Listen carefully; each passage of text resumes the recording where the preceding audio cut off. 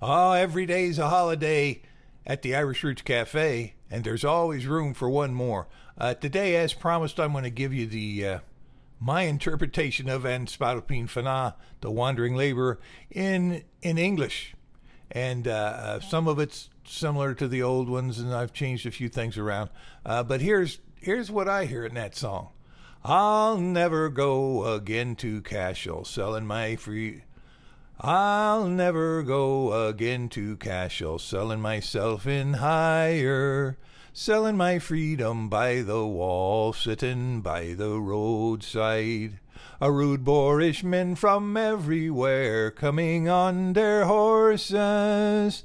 Ah, come away with me, the road is long, the road of the wandering worker.